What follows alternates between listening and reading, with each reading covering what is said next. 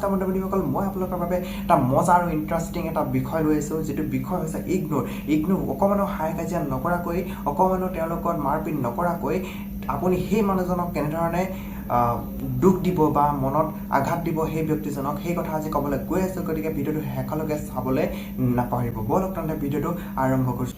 Ignore এটা ভয়ংকৰ মানসিক কাৰোবাক ইগনোৰ কৰাটো বা কাৰোবাক নজৰআন্দাজ কৰাটো কোনো মানুহে সহ্য কৰিব নোৱাৰে। ই এটা ডাঙৰ মানসিক শক্তি আৰু এটা ভয়ংকৰ শক্তি।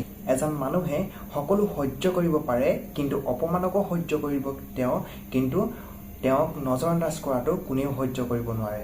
ডাঙৰ ইগ' থকা মানুহ এজনো এই ক্ষেত্ৰত ভাগি পৰিব পাৰে।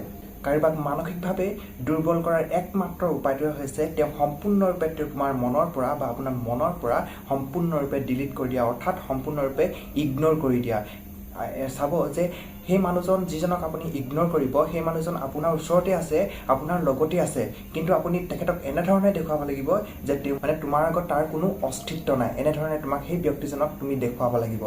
মনত ৰাখিব যে ইগনোৰ কৰিলে মানুহৰ মস্তিষ্কত বা মানুহৰ মনত বহুত বেছিকৈ আঘাত লাগে। ই এটা মানসিক শক্তি। ইয়াত কোনো ধৰণৰ তোমাৰ হাই কাজিয়া নাথাকে, কোনো ধৰণৰ কাজিয়া নাথাকে, কোনো ধৰণৰ তৰ্ক নাথাকে। কেৱল তুমি সেই মানুহজনক ইগনোৰ কৰিব লাগিব, কিন্তু আপুনি সেই মানুহজনক আপোনাৰ কথা ভাবিবলৈ বাধ্য কৰাই তুলিব পাৰিব। তেওঁ বাহিৰৰ পৰা যিমানেই শক্তি নহওক কিয়, কিন্তু ভিতৰৰ পৰা তেওঁ সম্পূৰ্ণৰূপে ভাগিবলৈ আৰম্ভ কৰিব। আৰু তেওঁ বুজি নাপাব যে তেওঁৰ ভুলটো ক'ত আছিল। যেতিয়া আপুনি কাৰোবাক বহুত বেছিকৈ ভাল পায় বা বহুত বেছিকৈ গুৰুত্ব দিয়ে, যেতিয়া তেওঁ আপোনাক অৱজ্ঞা কৰিবলৈ লয়, তেতিয়া এই কৌশলটো ব্যৱহাৰ কৰিব। তেওঁক সম্পূৰ্ণৰূপে নজৰআন্দাজ কৰক আৰু নিজক আন কামত ব্যস্ত ৰাখক। তেওঁ আপোনাৰ জীৱনত আছেনে নাই সেই কথা আপোনাৰ মনতেই নাই, এনেদৰে তেওঁক দেখুৱাওক।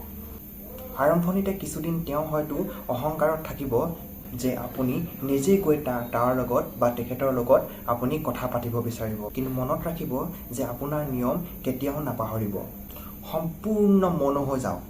তেওঁৰ জীৱনত কি খেলাই আছে বা কি হৈ আছে সেইবোৰ কথা আপুনি ভাবিবলৈ সম্পূৰ্ণৰূপে বন্ধ কৰি দিয়ক। মানে সম্পূৰ্ণভাৱে তেওঁক আঘাত দিবলৈ সম্পূৰ্ণভাৱে আপুনি সেই মানুহজনৰ পৰা আঁতৰি আহক। আপোনাৰ সেই মানুহজনক পূৰা ইগনোৰ কৰিবলৈ লওক। তেওঁৰ জীৱনত যিয়ে নঘটক কিয়, আপুনি কেতিয়াও আপোনাৰ জীৱনত উপলব্ধ নকৰিব।